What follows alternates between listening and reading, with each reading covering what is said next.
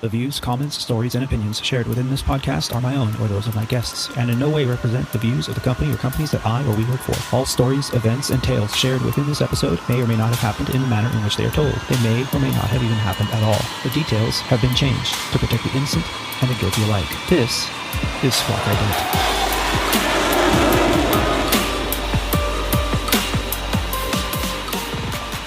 You're listening to Squawk Ident, an aviation podcast dedicated to the journey and the challenges surrounding the life and career of Aviator Tony, his co-hosts, and his guests. Together, we will explore the many pathways to an aviation profession, the realities of what a professional aviator can expect in today's marketplace, and we share many stories along the way. I'm your host, Aviator Tony, an airline pilot currently flying for a legacy airline with close to 20 years on the flight line.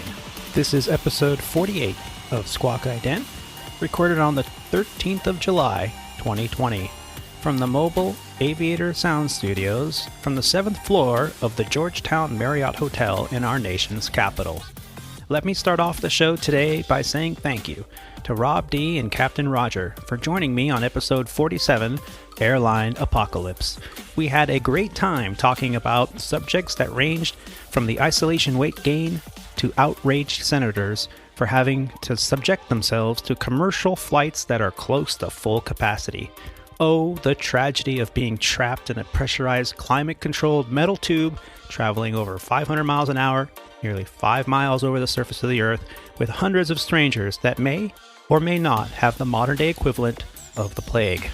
Why do they make me do this? This is torture. On today's show, I have the privilege of speaking with an amazing aviator. He is an AMP, an avionics tech, an ATP pilot who has flown for multiple airline carriers, multiple corporate carriers, and he continues to amaze me with how much he gets done in this community. He shares his journey with us today on the show, and he talks about everything from his very first flight all the way through his current position here at Legacy Airlines. He has multiple type ratings in some amazing airplanes, from MD-80, MD-90, 75, 76, Airbus A320, an EMB 110, a Jetstream 31, and many, many more. He shares his story and his progression with us here, so stay tuned and enjoy the show. Right after a brief word from our sponsors.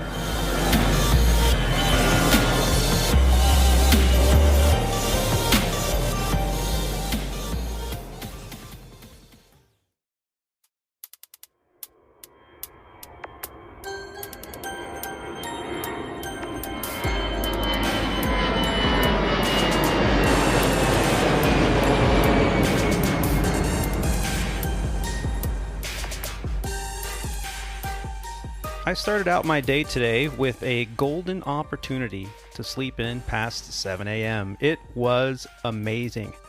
After a fantastic cup of home-brewed coffee, a brisk walk around the neighborhood, and a final inventory of my overnight bag, kit bag, and mobile studio bag, I was all set to begin another adventure in aviation. Sunday morning commutes to the airport are my absolute favorite. We have minimal traffic, a few exotic cars to gawk at on the road, and a relatively quiet airport terminal to contend with. I arrived at Legacy Airlines LAX flight operations about an hour to spare before my sign-in. Just enough time to check my mailbox, dispense a hot cup of coffee from the fancy Starbucks machine that our chief pilot's office was able to acquire for us a few years back, and I was able to spend some time to catch up with our next guest. He and I have flown together a handful of times here at Legacy Airlines, the alias we use here on Squawk Ident, because, as the intro disclaimer states, we do not represent our company in any way, shape, or form, and we, of course, do that to protect ourselves. Every time we fly together, I am so impressed with how much fun we have. I find the conversations and the laughs we share to be the highlights of the trips we've flown. He has agreed to share a bit of his journey in aviation with us, and for that, I am very grateful. Please help me in welcoming to the show Captain Dave LeTourneau. Captain, how the heck are you? Good to be here, man. It's nice to be on a trip flying with you again. Things are good here in Washington. Yeah, a little DCA overnight here. Weather's nice outside. Get out to see some of the sights. Good trip. Yeah, we did a one leg in yesterday. We landed around 9 p.m. and the flight was relatively uneventful. We did a little deviations for weather there halfway through the crossing over to the country, and I really enjoyed the way you communicate in the cockpit. Your, as we call CRM or crew resource management, or TEM is the new term that most of the carriers are using now, the threat and error management model. You said, hey, looks like there's a cell ahead. I'm thinking about 20 right. What do you think? Like, hey, that I agree. That sounds great. And then I would request from ATC 20 degrees right deviations for weather. And of course, they were granted. And you continue to vocalize your opinion and really request that I give you my feedback as well. And that's just a wonderful experience. I was a first officer at this carrier for a long time, and so I got to see a lot of different captain styles. And you start to develop an opinion after a while. It's like, I don't want to be like that guy, and I really admire how this guy does things. And so after a while, you get your bag of tricks from all the different people you've flown with. And also some of it is like, this is how I would like to be treated if I was sitting over there, because I did sit over there for an awful long time. And so drawing you into the equation, of course, is just smart as well. Nobody likes to fly with a guy that says, this is what I'm going to do, and to hell with you. Yeah, and anyone that's been in this industry long enough, whether it's at a corporate gig, a private gig, or a regional carrier, or even at a mainline, you're going to always come across different personalities, different flying styles, and it really is a learning experience every time you get to fly with someone who incorporates all the positivity that you yourself want to develop. And for that, I thank you. That's part of the reason I think we get along so well together, is we have similar opinions of how we should treat each other, and especially in the cockpit. I think so. Yeah. So, we've flown together a handful of times, and every time we get into these great conversations in the cockpit, and as we're flying along across the country for hours at a time with minimal interaction with ATC, because really when you're crossing the country at 37, 38, 39,000 feet, you get frequency changes and occasional deviations here and there, but really there's not much chatter going on, unlike when you're in a terminal area doing a quick hop. And we have these opportunities to share these stories about our past, about our journeys, which is really the reason I started this podcast last year, was because I felt that I had the honor and the privilege of speaking with all these people that I get to fly with, whether, sitting in the left or right seat. I've always enjoyed sharing the stories and listening to the stories. And I really wanted to bring that to the world, because if I knew half of these experiences, or at least heard about them when I was starting out in aviation, I think my career path would have been a little easier for me of making these decisions. So I thank you for sitting down with us today. Absolutely. I wanted to ask you how you really got started, because that's really probably the primary question we ask each other once we start to get to know each other. How'd you get started in aviation? As a kid, I liked airplanes, but probably the biggest event for me that happened is that my father took me with him on a cross-country flight as he was learning to fly. His flight instructor and my father flew an airplane from Oakdale, California, up to Chiloquin, Oregon, and I was invited to go along on that trip. Now, it was kind of a combination business trip and flight instruction trip for my father. Father was a horse veterinarian, or actually a large animal veterinarian, and he was asked by one of his clients to come to Oregon to work some cattle. And by working cattle as a veterinarian, it primarily meant for him that he was doing pregnancy checks of heifers. And he was asked to come up there, and my dad said that he could get his flight instructor to do a long cross-country flight with him, and that would allow him to get some experience flying the airplane. So they took a Cessna 182, and I sat in the back and rode up from Oakdale to Chiloquin, Oregon at 6 o'clock in the morning, and I thought, this is the coolest thing I've ever done. And how old were you at the time? I think I was probably about 10 or so, and maybe 9. My parents had the foresight to realize that I liked this, and they talked to the same flight instructor that my dad was using and said, "Is this something that David could do as a young man and take a flying lesson for a half an hour or so?" And the instructor's like, "Well, of course." So they put me in the left seat of a Cessna 150, and I went and took a flying lesson on my 11th birthday and thought this is really, really cool, and couldn't wait to do it again. I had to wait till my 12th birthday to do it again. And then again, a couple years later, I kept doing it until about the time I was 13, I think, is when we moved from Oakdale to Madeira. And fortunately for me, um, the desire to fly airplanes was satisfied by the fact that we moved right by the Madeira airport. We lived less than a mile away, and in the afternoons after I get done with school, I would get on my bicycle and ride my bike over to the Madeira airport and hang out wherever I could find anything going on. What is that term? Is that hanger rat when you're a kid and you're just hanging out around the hangar? Airport bum. Yeah. Exactly. Somebody that's in the way. Yeah. Oh, well, that's awesome because it sounds to me like that really sparked a passion for this career. As a kid, I remember riding around in the back of the real estate agent's car, and one of the places that we looked at was the place that my folks eventually bought. And I remember thinking, like, God, I want them to buy this place because it's right by the airport. I really want them to buy this place.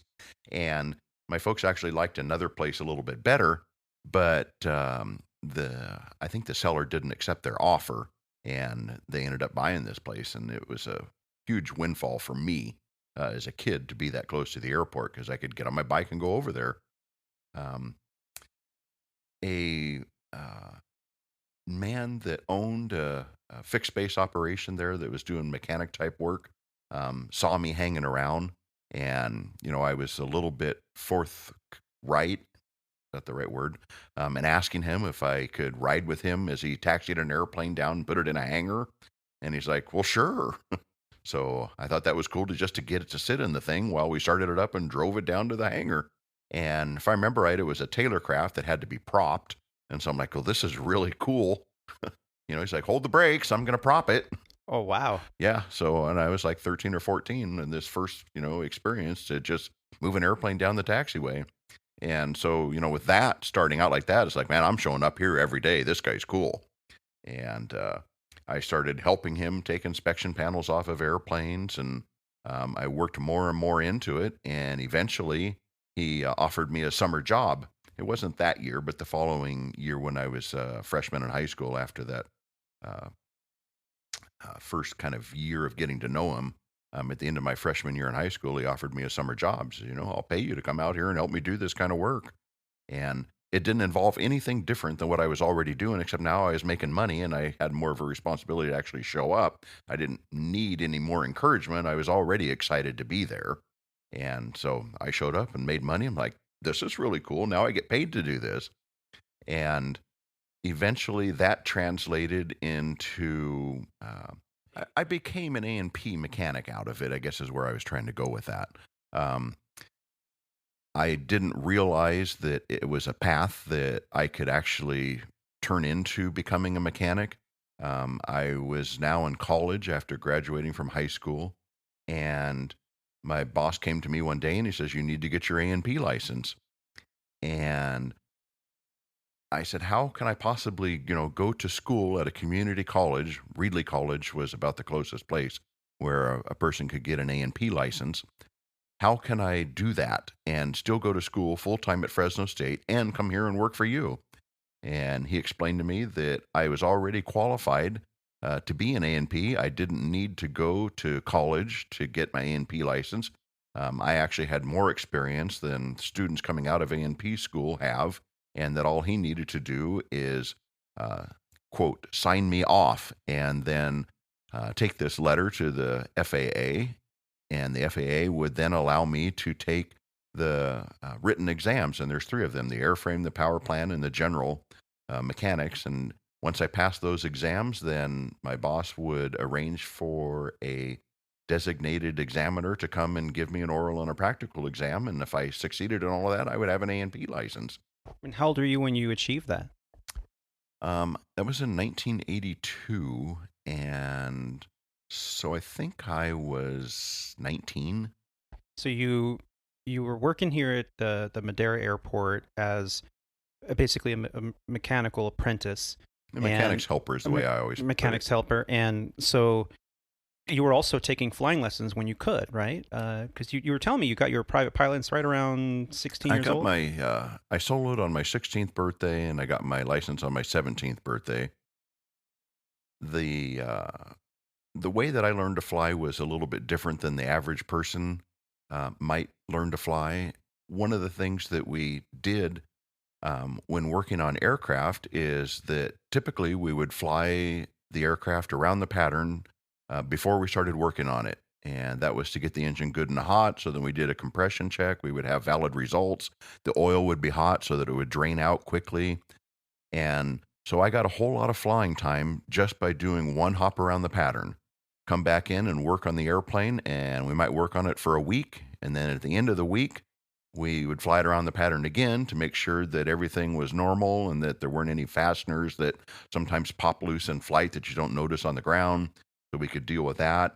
And then oftentimes after that, we might reposition the airplane to another airport because the owner was at a different airport. And I developed a lot of flying time by moving airplanes in that manner. And I remember my boss telling me, every time you fly an airplane, put it in your logbook, even if it's just a tenth at a time. Says before you know it, you'll have a lot of time. And he was right. By the time that I soloed, I had about 100 hours, and I had about 180 by the time that I got my license a year later.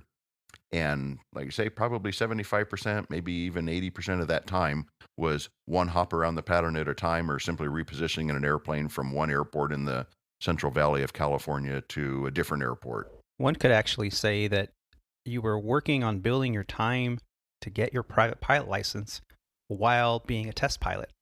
I guess you could say that.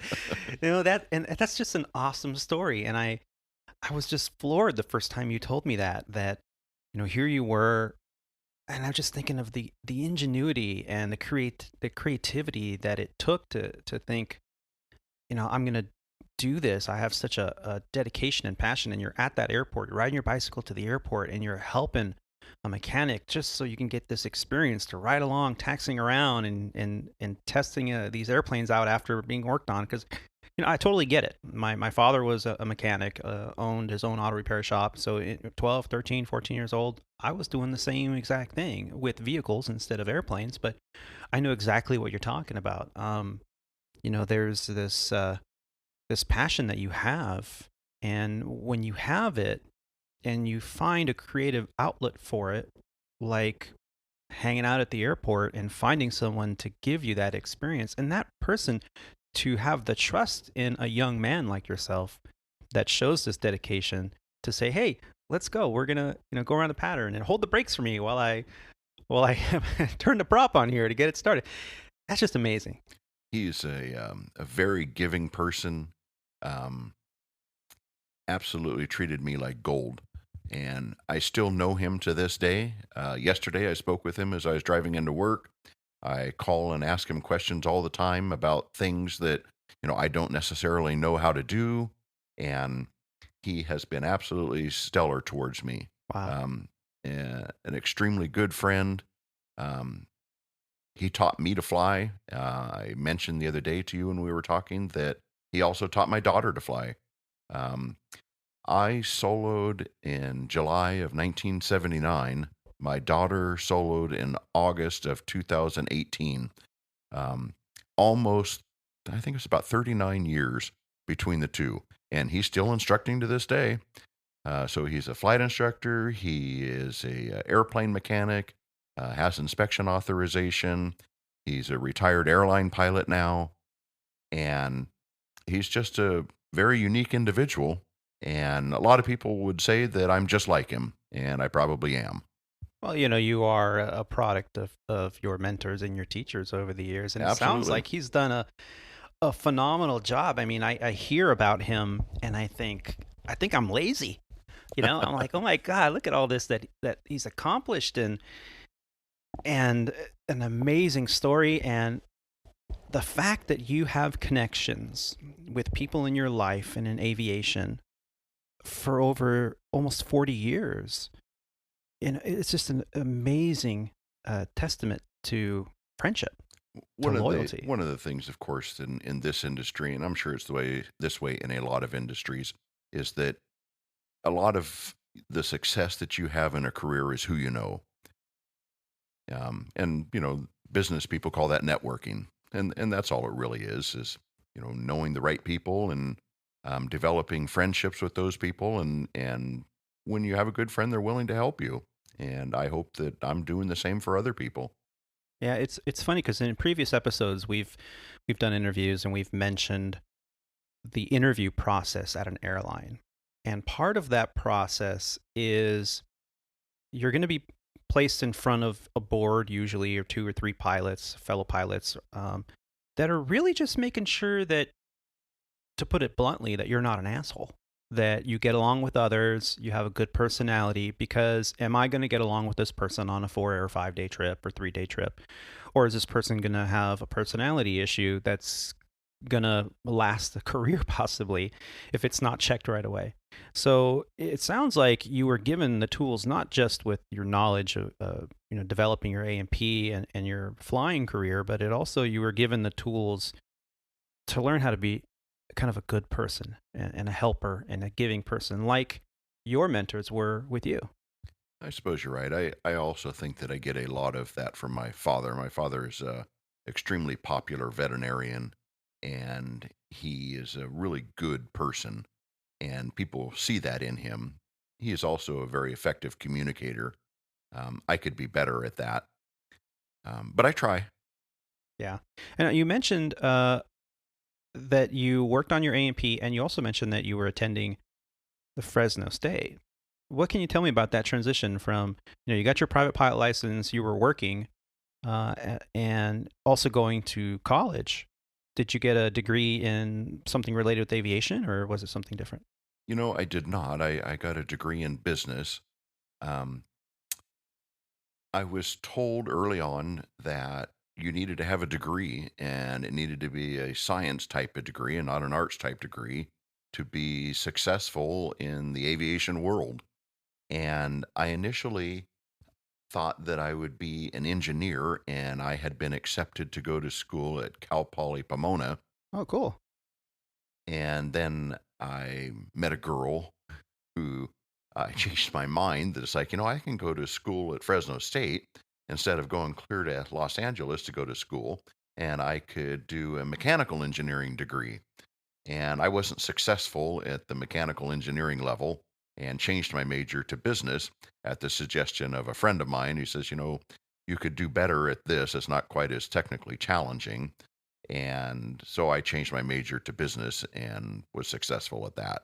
Wow. So you graduated from Fresno State, and walk me through that process. You were still in Madera, and you were working as an A&P at this point, correct? Yes. And so that had the money was coming in, anyone else might have thought, well, this is a good career path, I'll just stick with this. But you didn't. You kept challenging yourself. How did you do that? Yeah, I wanted to fly for a living. Mechanicking on an airplane is hard work, and you get dirty. And I felt that there was more money in the flying part of it, and I enjoyed that more than working on the airplanes. Working on the airplanes was an avenue to get to fly them. And there were a couple of different paths that I was considering. I certainly wanted to be a flight instructor because I admired my friend Vern, who I was working for as the mechanic, who is also my flight instructor. I admired the flight instructor that taught my dad to fly and gave me my first half a dozen lessons. And so I thought, oh, maybe flight instructor is what I need to be. Not realizing as a young man that that's just kind of a stepping stone along to better things. Um, so I decided that I was going to continue with the mechanicking for as long as I needed to. But there were other avenues that I was trying to go down in order to make the flying more of a reality. And one of the things that I had considered was maybe I could be a pilot for the Air National Guard in Fresno. And flying in and out of Fresno, which was very close to the Madera airport, I flew in and out of Fresno a lot, and I would see those fighter jets sitting there, and I thought, those look really cool and fun. And at the time, the Fresno Air National Guard had F-106s, which is a delta wing airplane. It's a Mach 2 aircraft, and they're neat. Now, they're old. They were old then. Um, but I thought if I could get into doing something like that, that would be a really good career path. And I had a friend whose father ran the Honda dealership in town, that he was also interested in the Air National Guard. And so he and I agreed to go down and talk to a recruiter. We went together, talked to the recruiter, and figured out that yes, we can actually do this, and there is a path for people that just show up at the recruiter's office. If you're in the unit for a year, then you can apply to be a pilot. And it's like, okay, um, let's do this. And so he and I signed up together. His dad was a lieutenant colonel in the Army Guard, and he came over and swore us in. And so that was kind of neat for Larry. And then I knew his dad as well. In fact, I knew his dad before I knew my friend Larry. And we started going to the Air National Guard 1 weekend a month. And then during the summer of '84, we went to basic training. We both wanted to finish college for that semester before we left to go to basic training. And the recruiters tried to tell us that, going to basic training in the summer in San Antonio is a mistake. Pretty hot and humid there, but we're like, it's hot in Fresno. How bad could it be? And boy, did I learn there's a difference between Fresno heat and San Antonio heat. Yeah. Um, so went to the Air National Guard, came back from training, and while I was in training at Shepherd Air Force Base, I was able to get my CFI completed. And there was an aero club there that I would go to after school for the day, and I would take flying lessons there to become a CFI. And I took my check ride just before I shipped out of Shepherd Air Force Base to go on to training for the F4, because Fresno had since converted to the F4 while I was in basic training. And now I wasn't flying the F4. I was a crew chief, maintenance mechanic on them. So it was still kind of in the maintenance path. But it was a good thing for me because I already knew maintenance. It was easy for me to show up there and do maintenance on fighters. And I always had it in the back of my mind that I was going to apply for a pilot slot at the Air National Guard, and maybe I'd get to become a pilot. As it turns out, I did apply 3 different times to try to be a pilot at the Air National Guard. I was still in college at the time, and in hindsight, I've figured out and learned from talking to people that I was an easy elimination because I was still in school. 5 or 6 people would apply for these pilot slots every time. Highly competitive. Some of the people already had their college completed, and so it's like I was an easy one to eliminate because the board had to figure out a way to choose. And one of the ways they can choose is like, well, you have all of these different requirements that you need to have in order to be a pilot in the Air National Guard, and one of them is a college degree. Now, the recruiter for the pilot positions told me that I could get a waiver, and then I could complete my schooling after I got back from undergraduate pilot training. I assumed that meant I was just as competitive as the next guy.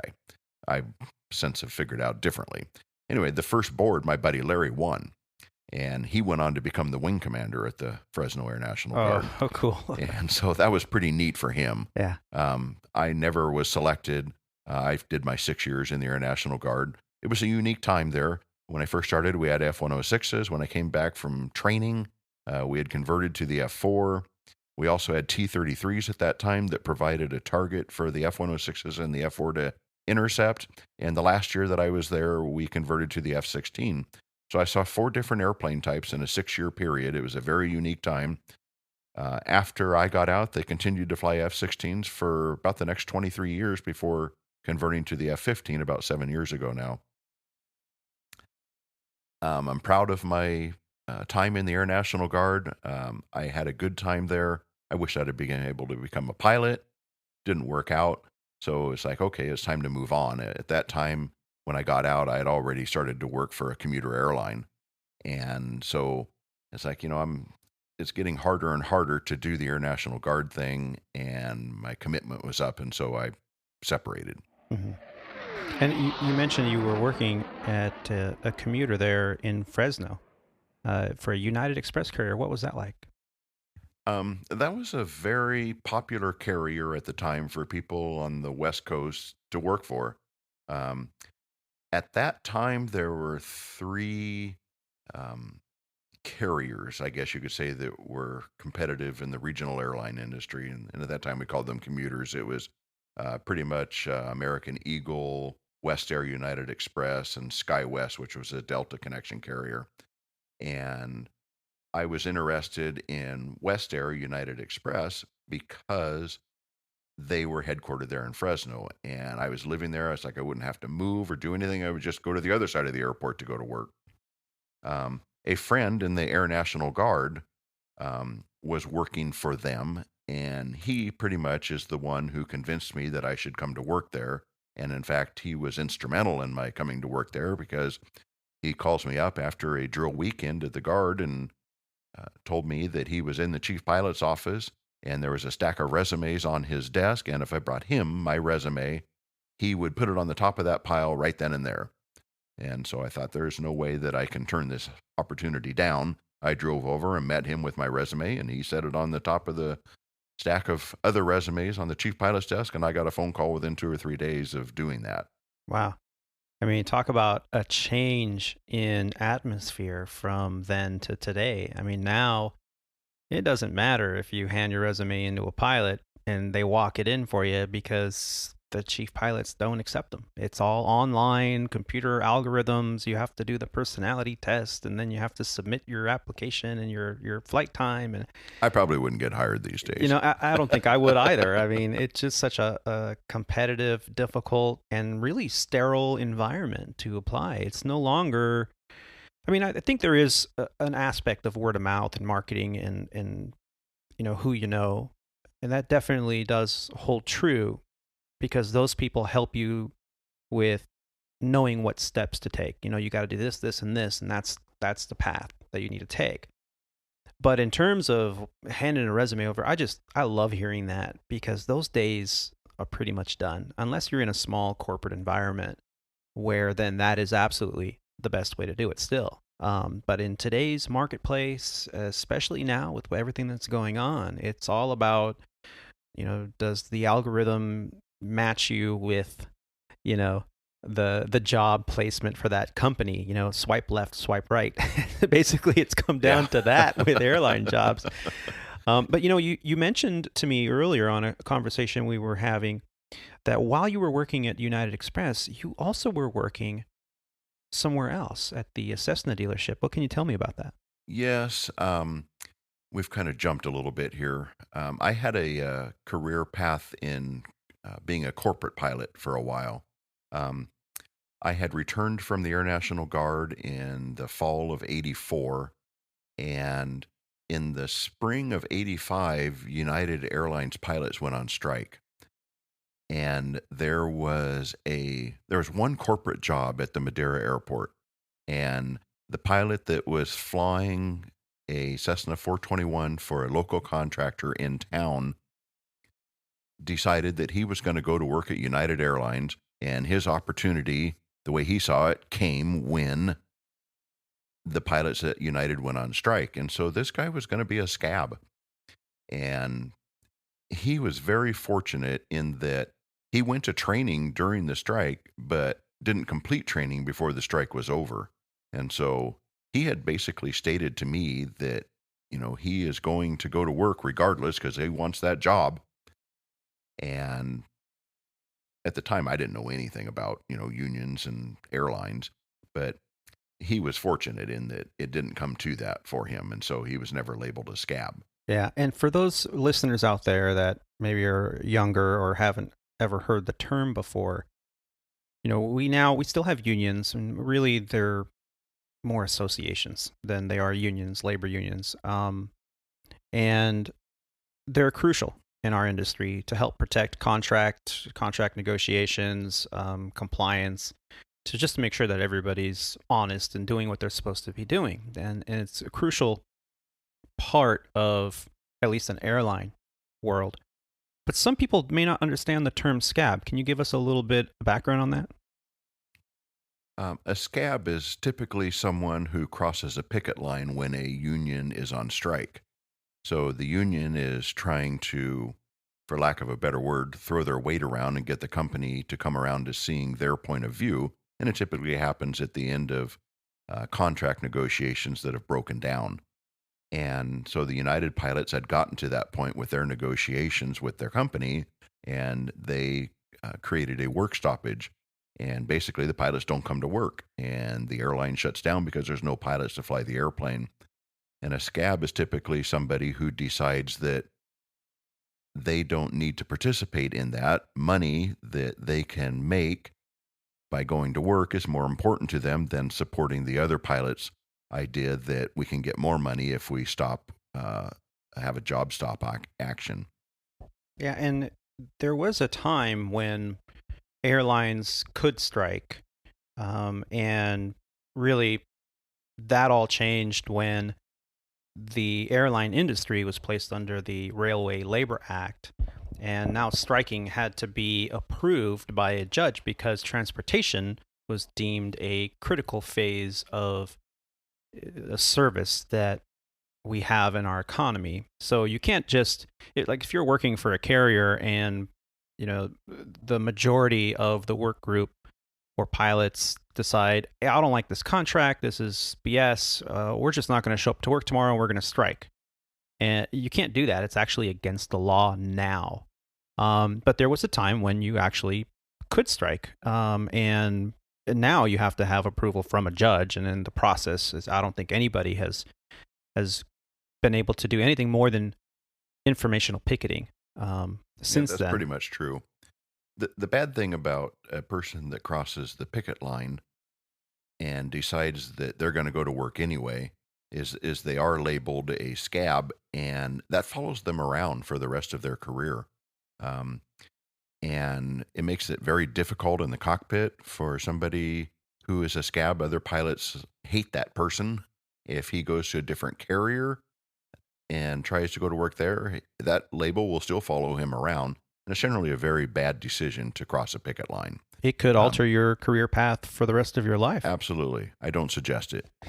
Yeah, for sure. Anyway, because this man decided that he was going to do this, that job became available. And one of my flight instructor friends encouraged me to go get that job. And I told him at the time, I said, I don't think that I'm qualified. And he says, oh, sure you are. He says, you have a multi-engine rating, a commercial license. You're young and your medical is good. Go apply for it. And I was fortunate in that I had just taken a business writing class in college, and a lot of it was about sending a cover letter and how to make a decent resume. And so I was pretty hot on making my stuff look good. And I sent it to this owner of the aircraft for him to consider. A day or two goes by, and my flight instructor friend says, have you gotten that job yet? And I said, well, I sent him a resume. I'm just kind of waiting to hear from him. He says, oh, no. He says, you call him and ask for the interview. And I'm like, really? And he's like, yeah, absolutely. You call him up. Do it right now. I'll stand here and wait. Oh, wow. So I went into the back of the hangar and picked up the phone and called the office, and, the secretary answers. I'm like, this is David LeTourneau calling. Can you put me through to Dave Barry, please? I was like 20 at the time. Yeah. I think I was 21. And so Mr. Barry picks up the phone and like, Mr. Barry, this is David LeTourneau calling. I sent you a resume a day or two ago. I'd like to come in for an interview. What'd you think of my resume? Well, you're a little light on time, David. You only got 1,000 hours total time and 100 multi. But why don't you come on in? Wow. So I went home. I was in my mechanic's clothes. I went home and put on a suit and a tie and got in my car and drove down to his office and presented myself to the secretary at the front desk and said, I'm here to see Mr. Barry. Okay, I'll let him know you're here. And I'm shuffled back to his office. And I had known Mr. Barry because he was out at the airport all the time in that airplane. And so I saw him coming and going, and he just knew me as the kid that worked out at the airport. Yeah. And so I sit down in front of his desk and he picks up my resume and says, I'd have to send you to flight safety to do this. It's going to cost me some money. I said, I'm willing to go. I could go right now. And he says, well, let me talk to, the Cessna president at the local FBO in Fresno and see if he can get me a good deal on training. And he says, we'll see if we can't get something set up. And I left the interview probably 15, 20 minutes later thinking I think I just got that job. And so I kept on it. I called him again the next day and I said, did you talk to Mr. Wilson down there in Fresno?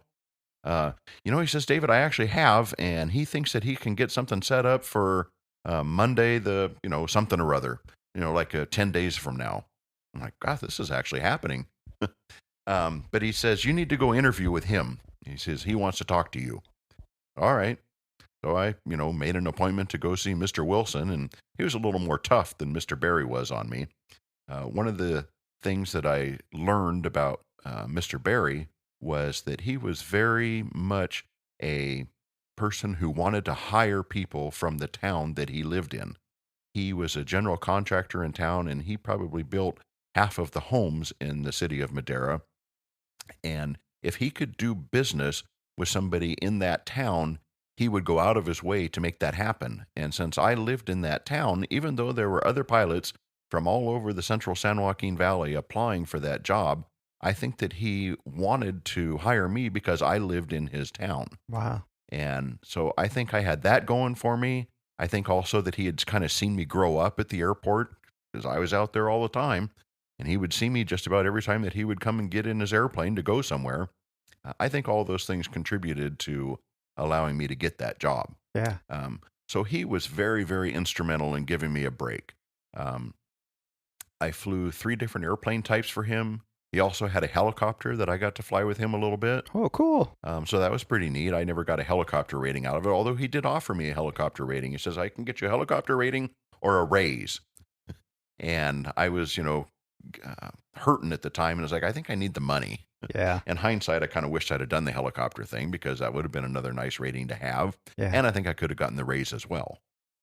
Maybe just a little bit further down the line. But I flew a 421 for him, went to flight safety, learned to fly the 421. 6 months later, he sold the 421 and we started renting or leasing a Cessna Conquest, the small one, the 425 with the PT6 engines on it. Went to flight safety to learn to fly that. We rented or leased that for about 18 months. And then that deal dried up, so to speak. And then he became partners in a King Air. And so then I got to go to flight safety to learn to fly a King Air C90. And I flew that for him for about a year. And I had gotten to know the mechanics and the management people at the Cessna dealer in Fresno because they had worked on my airplane that I was flying for Mr. Barry. And they'd worked on it quite a bit. And I felt that I wanted to go to work for them in order to develop more friendships with those people.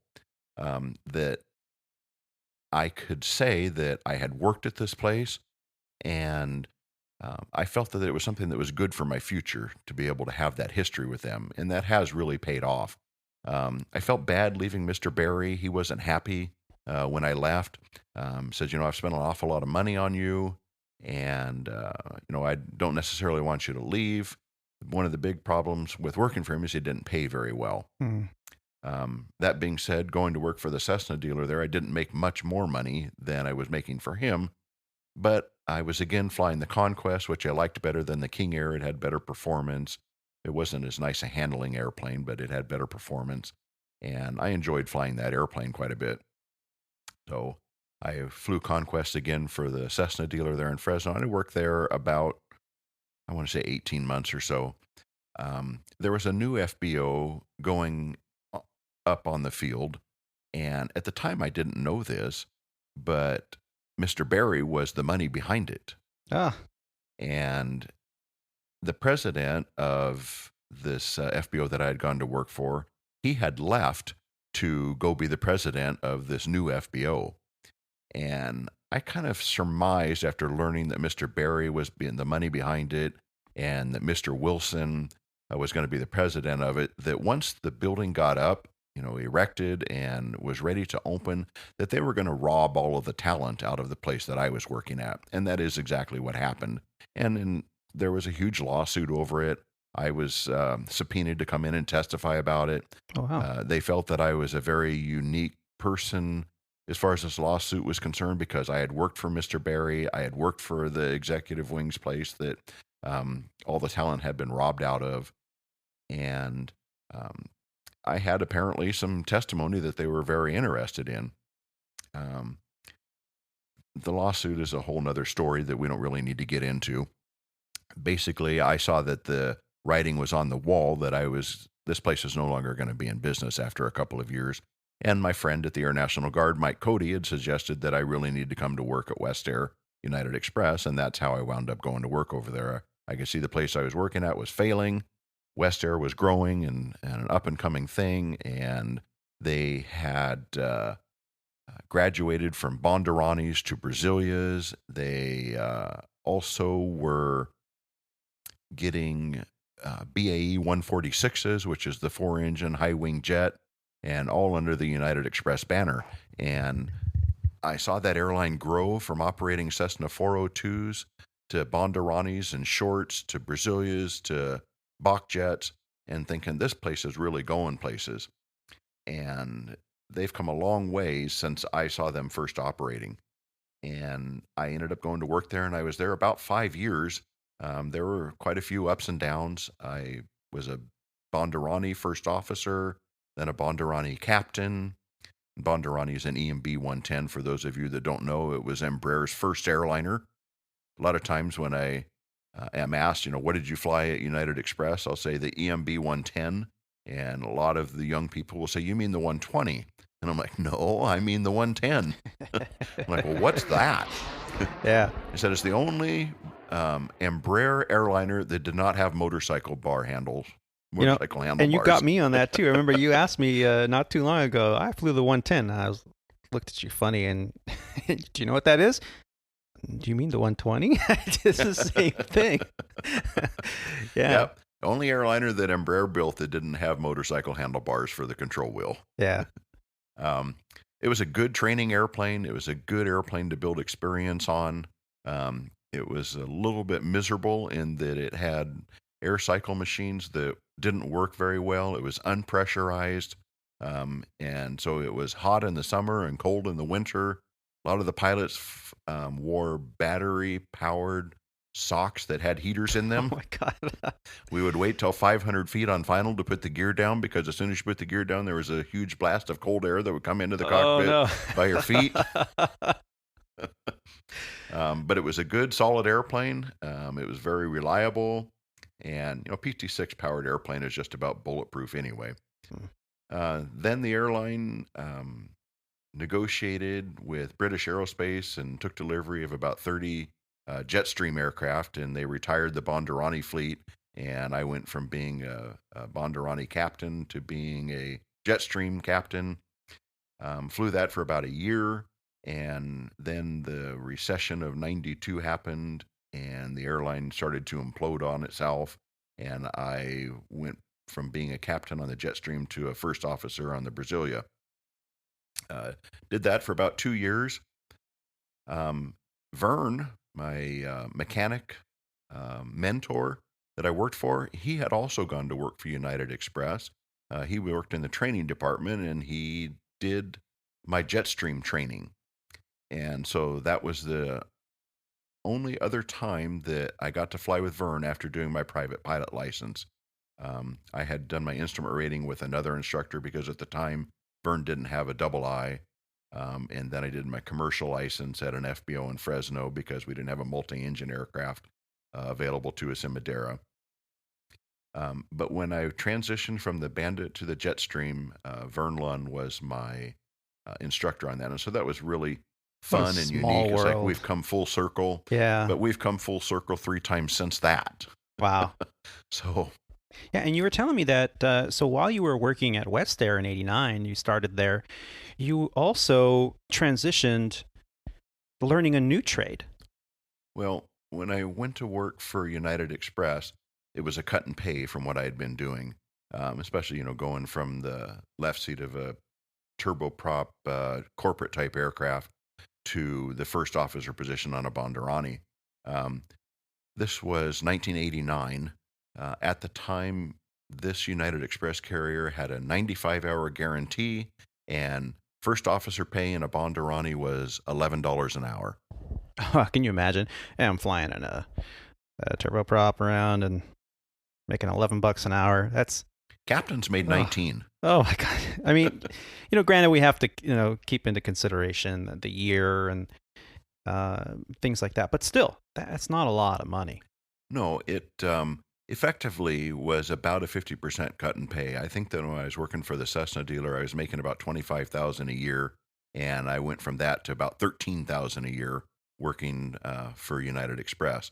So I needed another job to make ends meet. And at that time, my friend Vern still was operating an FBO in Madeira and as a mechanic. And I approached him and said, I realize that you're working in the training department here at United Express. You're also still running the shop in Madeira. I need a part-time job. Do you think I could come back to work for you as a mechanic? And he said, yeah, that's fine. So I worked for him for about 3 months doing that to try to, make some extra money. And he decided to shut down the shop. There was another person that was interested in buying it, and he wanted to get out of it because it was too much time on his part to have to do both jobs. And the new person coming in, I didn't know, and I didn't necessarily, want to work for him. And fortunately for me, there was an avionics shop next door that needed somebody because they had just lost an avionics installer. He had gotten a different job in a different career field. And so I approached the avionics shop owner, said, Vern is shutting down the shop next door, and I kind of still need a job to make ends meet. I don't know a whole lot about avionics, but I do have an A&P license, and I'm willing to learn if you'll hire me. Well, he hired me on the spot. Absolutely. Show up tomorrow, and we're going to put an intercom in this Blanca Viking. And that was my first job for him, was learning how to wire up an intercom and installing it in this airplane.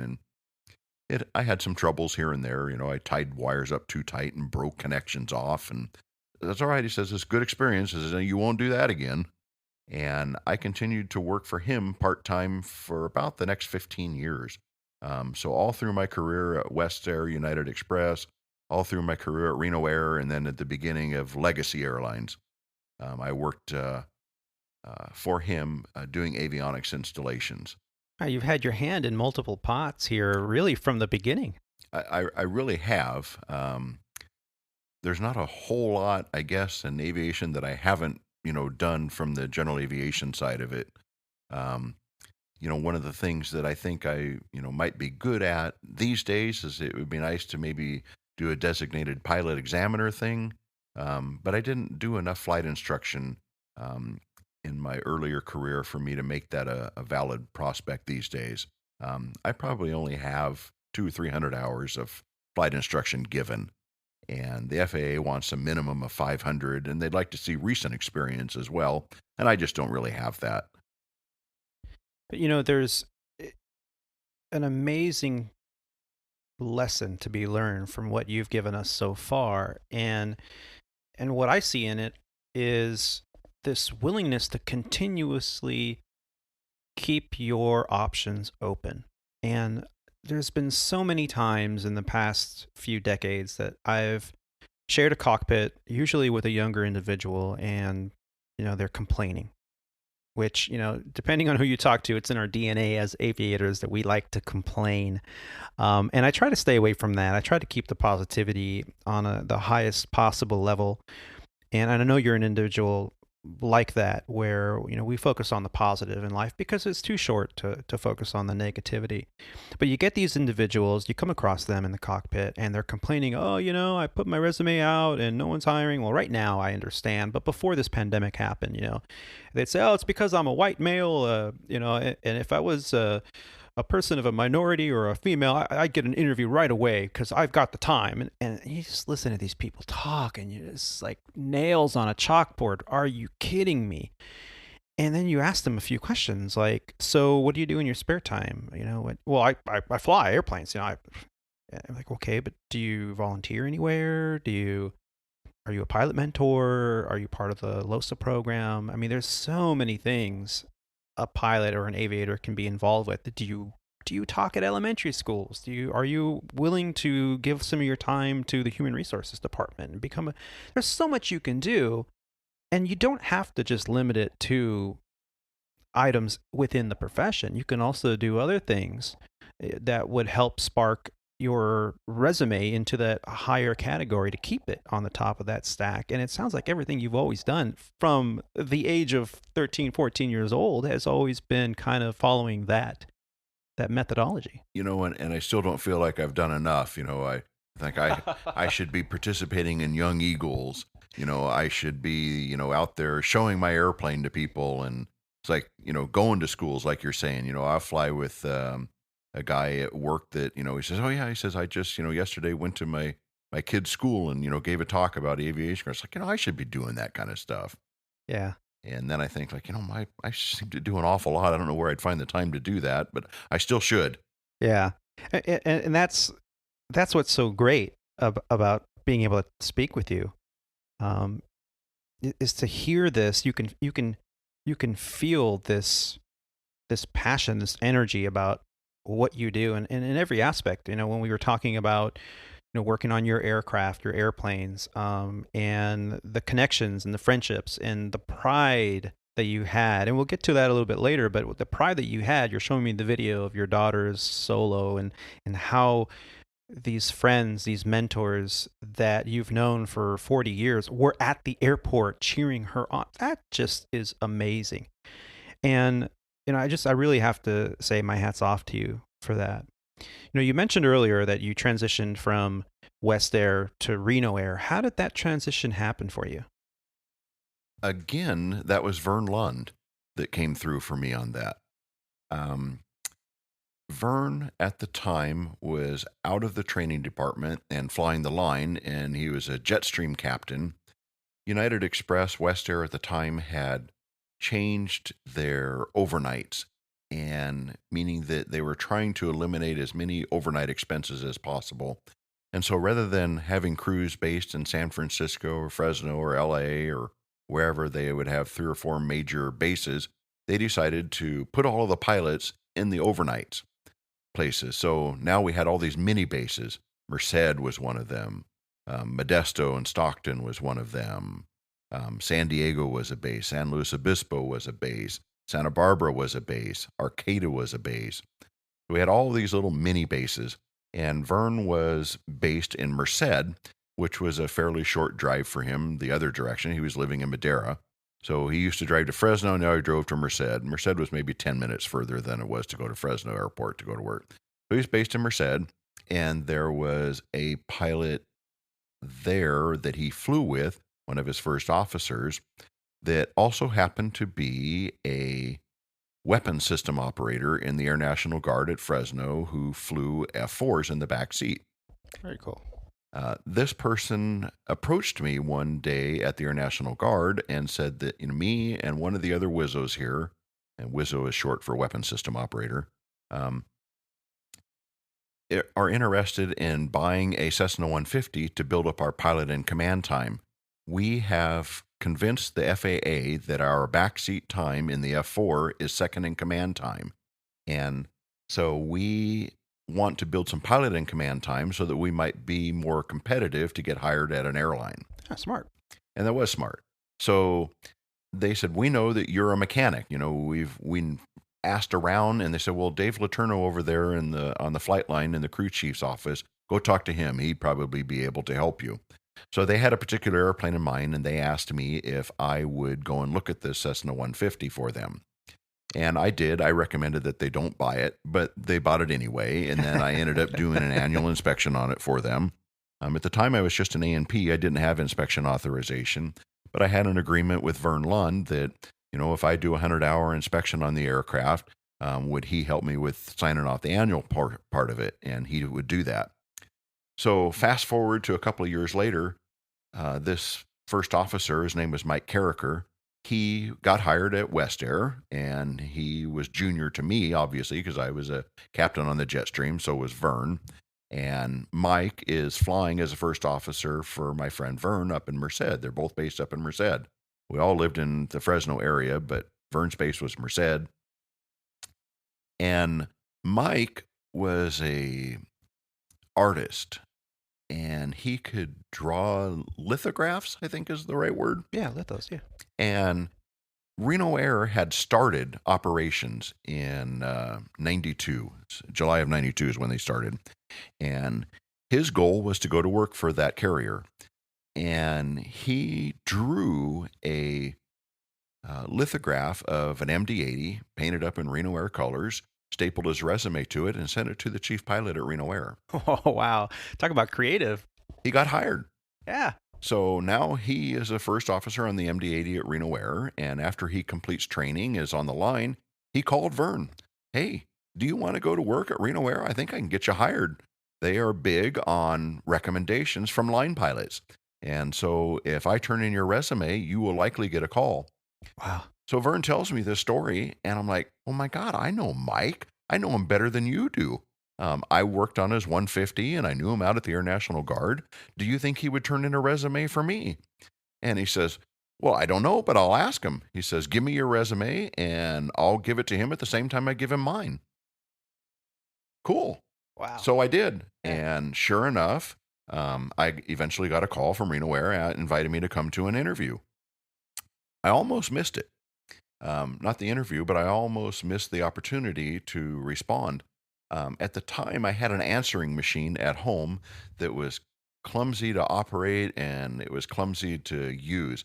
It had one tape in it. And for those of you that don't know about answering machines from the 90s, they were all on a cassette tape. And the good ones had 2 cassette tapes. And one of the outgoing message was recorded on one of the cassette tapes, and then when the beep went off, you recorded the message on the other cassette tape.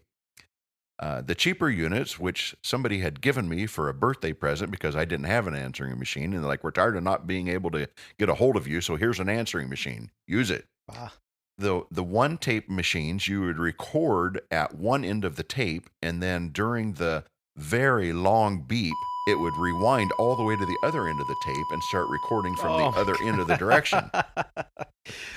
So people hated leaving me a message because the beep sometimes, might be 45 seconds while the tape was rewinding. And then it was, and then it had to find, on that tape where the most recent message had been recorded.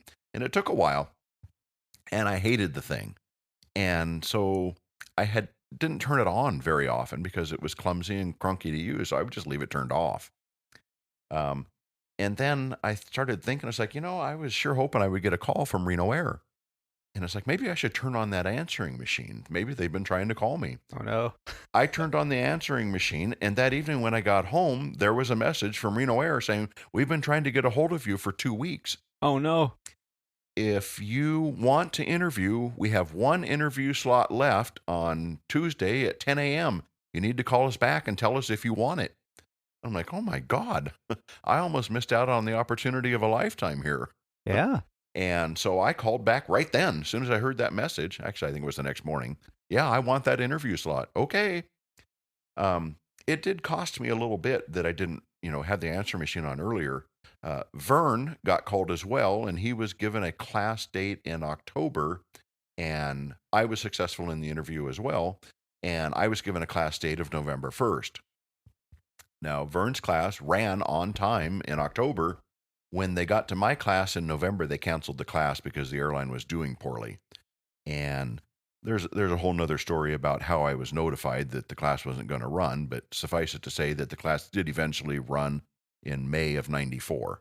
And that's how I started at Reno Air. Because of Vern and Mike Carricker, I was successful in getting there. It's all about who you know. It is. Yeah. The interview went well. The people that I interviewed with, by the time that I started at Reno Air, they had left and gone somewhere else. I think they went to Midway Airlines. because they were from Chicago. Mm. And when that Midway airline started up, and that was Midway 2, when that airline started up, those guys went back to Chicago because they didn't want to live in Reno anymore. Yeah. And it's, we've talked about commuting and airlines, especially, being new in the industry and having to commute and being on reserve. And it's tough. So whenever you can find a job where you can live in base, it is a game changer. It's almost like a different job, really. I moved to my current base because the airline shut down the base I was at. And I was commuting for about 3 years and hated it. And an opportunity came up for me to move, and so I did. And it is so much nicer to be able to just get in my car and drive to work. I Yeah. don't give it a second thought about what I bid as far as the time that you have to show up for work and when the trip gets done. Will I be able to commute home? Like if I get done at midnight, who cares? I go to the parking lot, get in my car, and drive home. That's right. And there's so much stress on the body when you're pushing. Oh, I gotta come in the night before. I gotta, get a ride to the crash pad or go to a hotel, and then, okay, you gotta check out at the hotel by 11 a.m. So that means I gotta sit around the airport for a few hours because this and that and another. And man, it's just so nice to just show up, get to the parking lot, with plenty of time to spare. You walk in, grab a cup of coffee, talk to your friends in the crew room or the flight operations, and it's just a completely different job. It really is. When I was working at West Air, there was about a year period where I was living in Fresno but based in San Francisco. And I didn't want to drive that. And so I would try to do it on the airline. And the airline had a 6 a.m. departure that was on a Brasilia that went from Fresno to San Francisco. And then there was a 6:30 departure that was on the BAE 146. And that was a 90 passenger airplane versus a 30 passenger airplane in the Brasilia or a 19 passenger Bandeirantes. And I learned that if the Bach jet broke and it didn't go, there were 90 passengers trying to get on the rest of the flights throughout the day. So I might have a 4 p.m. sign in, and I would get up in the morning and get on the 6 a.m. flight because that flight was going to go. And if the 6:30 flight didn't go, it was going to be a problem getting there. Yeah. Now, I could have driven it, but my mind didn't think that way back then. It's like, oh, I didn't have anything set up. I didn't have parking privileges at San Francisco. It's like, no, I got to do this on the airline. Yeah. And it was horribly stressful. And so when I was starting to commute again for the airline that I work for now, I'm like, I don't want to do this. I need to move because it's much less stress on my person. Yeah. Yeah. And you mentioned you were at Reno Air for quite some time, and anyone can do like a Wikipedia search and find out the history of Reno Air. But you were able to fly some pretty cool jets when you were there. You were telling me the MD-80, the MD-90. What were some of your fondest moments flying those aircraft? To be honest, Reno Air was all about the people. The airplanes were sure nice. A lot of the airplanes were brand spanking new. I picked up a brand new MD-80 at the factory. And I also picked up a brand new MD-90 at the factory. And so it's nice to be flying new equipment. One of the things that the airline, tried to use in their advertising was they have one of the youngest fleets in the country. And it was true. A lot of the airplanes were, less than 2 or 3 years old. We got 5 brand new MD-90s. And when I started, I took my check ride in an MD-80 that was probably less than 3 months old at the time. Wow. So pretty nice to fly brand new equipment. But the thing about working at Reno Air is that you were friends with everybody. I couldn't wait to go to work to see all my friends. Yeah. It was probably the best job I ever had as far as job satisfaction goes. It didn't pay very well, but I couldn't wait to go to work. It was so much fun. Yeah, and you were telling me that in November of 1998, Reno Air was bought out by an airline that we affectionately call here at Squawk Ident Legacy Airlines, our current employer. That transition, usually when an airline gets bought out by another airline, it creates a little bit of difficulty. How does that process work? Did you find it a kind of a contentious time? Um, it was just different. We were brought to Reno after it was announced that the airline was going to be bought by another carrier, and went to the training department to try to learn some of their procedures. And what the airline did is the new airline, the purchasing airline, came to our training department and says, show us what you've been doing. And then they brought our check airmen to their training department and said, this is how we're going to do it. And so now you are trained on the way we do things. You take this information and go back to your training department and bring your pilots to Reno and teach them our way of doing things. And so we did that with the admonition, don't do this on the line until August 31st, and then forget everything you knew about Reno Air and start doing it the new way. And it was a little bit of a cluster. At the time, the airline had what was called a red book, and it had all of the operating information in it as to how the airline wanted you to fly the airplane. Yeah. And we'd have the red book out during the flare trying to see if we were making the right calls. Oh, no. So it was a little bit comical. There were things that we didn't know how to do. In those days, we had to print the release. And at Reno Air, it was simply a matter of going into operations and picking up the paperwork. And it was about 3 8.5 by 11 pages at Reno Air. And then clipped to that was also a weight and balance form that had been partially filled out. And the first officer would do the weight and balance just as the door was closing. And then we'd tear off a copy of it and hand it to the gate agent, and they'd walk out the airplane and shut the door.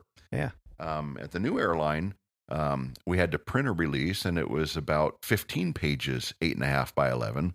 And it was on a printer that was a dot matrix printer. And as captains, that was our responsibility to print that thing out. And so it was my first day, and it's all right, I'm here. And I, had my little cheat sheet, and this is the entry I need to make into the computer. Yep. And there's the printer. And okay, here we go. And so I typed the entry and pressed enter, and it printed out about half of it. I'm like, where's the TPS? Where's all of this stuff? It's like, why is this not working? Yeah. I tried it again. Same result.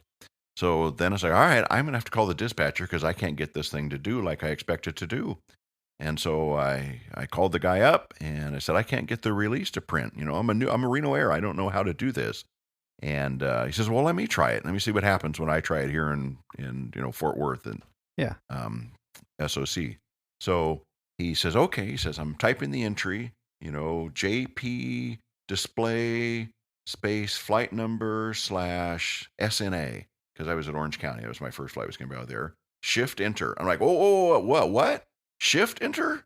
So I just been pressing enter. Oh no, you got to press shift and then enter, and you press shift first and then enter.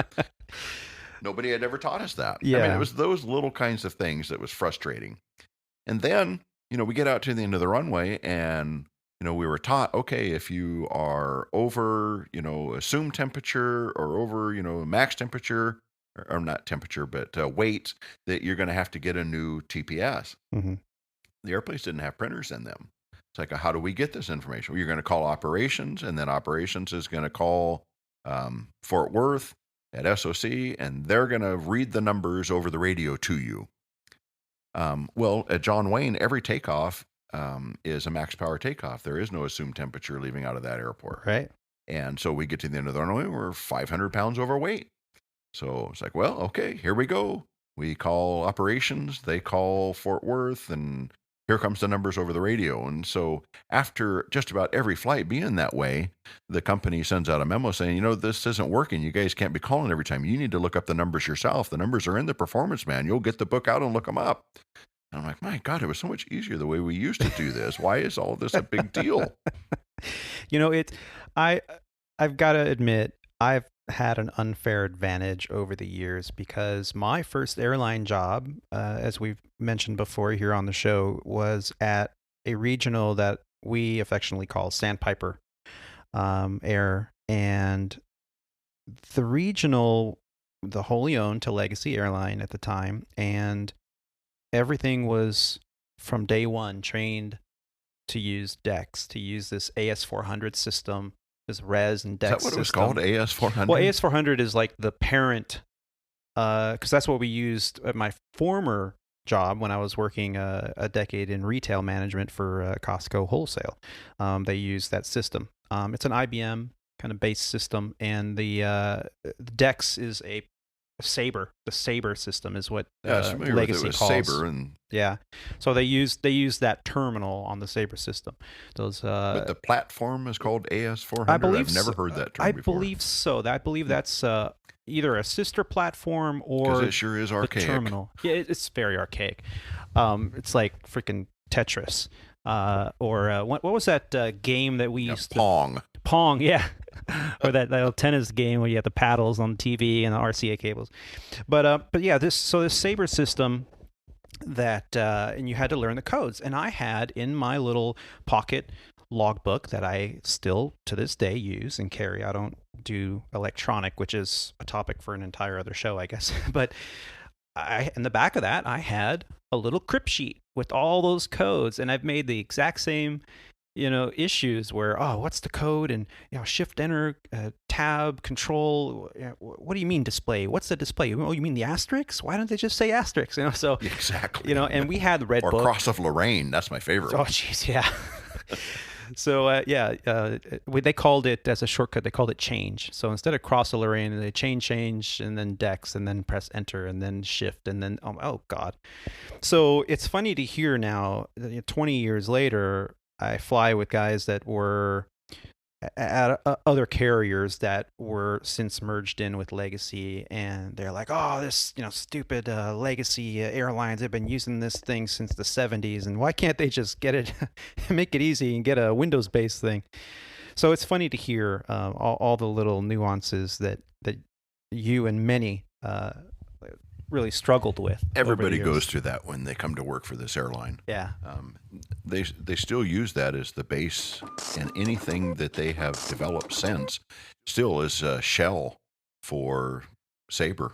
Yeah, because they own that company. So why pay a software manufacturer, a software developer to create something that works? It works well. It doesn't crash very often.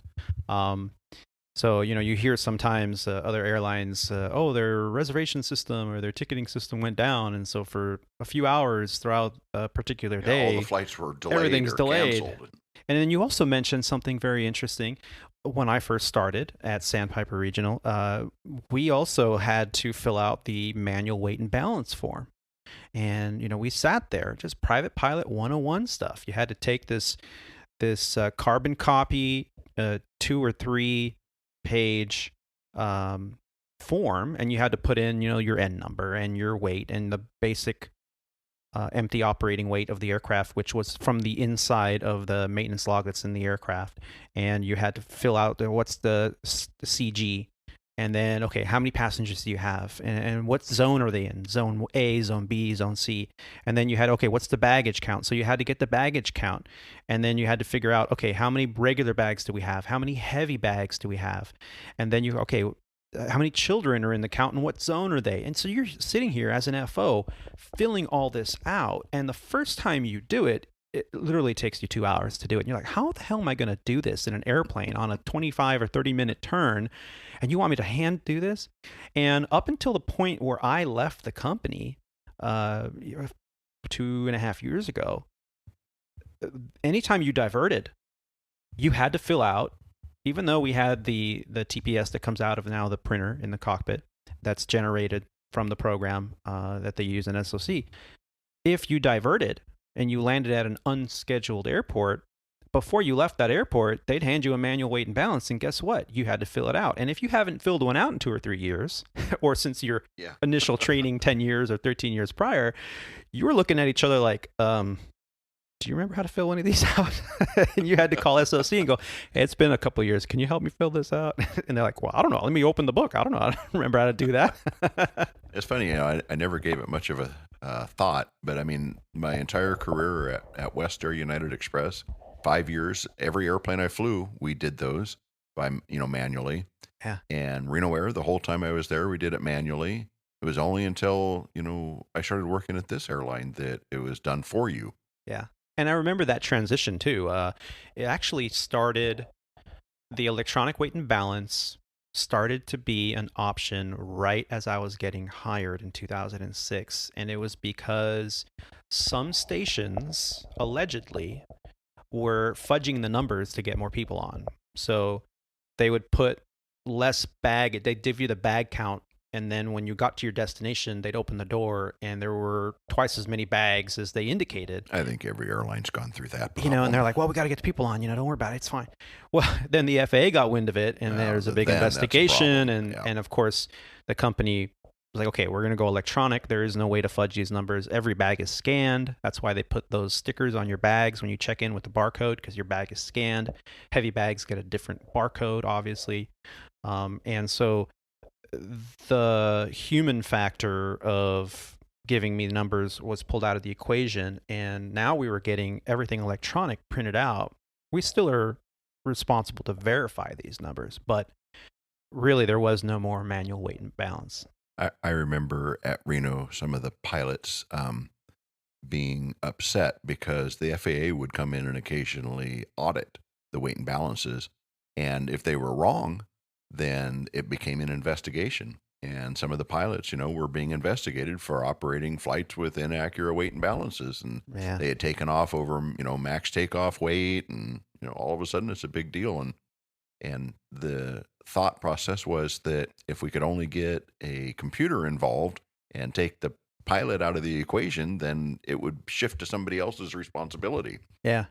Yeah, every airplane had the whiz wheel in it. It's a plastic board with a rotating calculator, and you had to align and go, okay, how many passengers do I have in zone A? So you'd spin the wheel, just like an E6B, really. I remember that on the Jetstream. When I went to Reno Air, they used a weighted average, and it had they had the CG built into the numbers. Oh, and when the last two digits were the CG, and so the passenger weight might be, so many thousands of pounds, but the last two numbers were a center of gravity number. And when you added all the numbers up at the end, the very last box would be the aircraft's center of gravity expressed in the mean aerodynamic chord. Nice. And so there was no whiz wheel. The only airplane I ever flew that had a whiz wheel was the Jetstream, and it was kind of cool. Yeah. Yeah. So, man, talk about blast from the past. I was going to say, man, this brings back some memories I hadn't thought about in a long time. Whiz wheel. That's the great thing about doing this podcast is I get to sit down with amazing aviators, amazing individuals, and we learn about them and their stories. And again, I just want to say thank you for sharing your story with us. And it's amazing how all these memories come back, and we get to reminisce really about some times not too far. Not too far removed. Yeah. At this point in the podcast, I really would like to spend some time asking just a couple Q&As on some of the things that you've dealt with in all of your years of experience. And let's start out that section with what's been the most significant driving factor for you in this pursuit of a career in aviation? I think I enjoy the hand flying of the airplane. So that drives me because it's enjoyable to try to put the airplane on the ground without feeling it. That's a big part of it for me. And just the satisfaction of trying to do the job well. Yeah. And I think that really does show often in especially at this level in the game. Once you get to an airline, even a regional, taking pride in the quality of the ride, the quality of what you're giving your passengers in the back, really does separate those aviators that, to this day, I fly occasionally with captains here at Legacy, and I'm like, are you hot dogging it? What's going on here? They're like, oh, it's a visual approach. So they're coming in, nice steep bank, base to final, and I'm thinking, well, this isn't your Cessna. You're not in the pattern at your home airport. You've got 180 plus people back there. Grandma's back there kind of looking at the ground out of the right side of the airplane. Why? There's no need for it. So no, that does make a big difference when you're taking pride in the quality of the ride. And I think Barry Skiff, a famous writer for Flying Magazine and AOPA magazine. He writes wonderful articles every month for AOPA, which I've been reading now for a good couple decades. And he wrote an article years ago that I ripped out and put in a drawer, and I to this day still have it. And he talks about the perfect flight and how it's not possible. There is no such thing as a perfect flight. No one has ever achieved it. It doesn't matter if you're Chuck Yeager or not. There's just no way you're going to achieve the perfect flight. However, there is a clear distinction between pilots that strive for that perfect flight on every flight and those that don't. So, wow, great. My hat's off to you. I do the same. I mean, we've talked about this before too. I do the same. I try to make every flight be the best flight possible.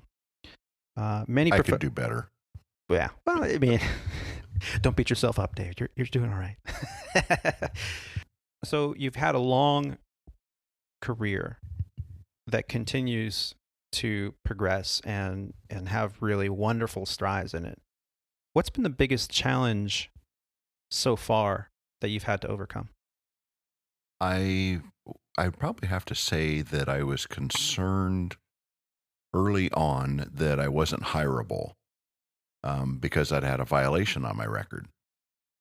And I got a 90-day license suspension for buzzing a lake in a Cessna 150 in, I think it was 1981. And I thought, this is going to hurt me for the rest of my life. And it was something that I brought up during the interview at Reno Air because I wanted to make sure they knew about it. And fortunately for me, they're like, that's a long time ago. We don't care about that. But that was a big deal for me to try to, overcome that. It's like, I think that was going to really hurt me for a long time. Yeah. Well, it's fine. And it's amazing. So you buzzed a lake when you were a very young aviator. We've all done kind of these kind of things. I mean, I had my first flight instructor ask me one time, you ever seen a cow duck? And I knew this was not going to be good. And that's all I'm going to say about that. One of the things that I will say about that is that I was young at the time, and it didn't really change my attitude until later. But when I see friends, doing dumb things, I speak up now.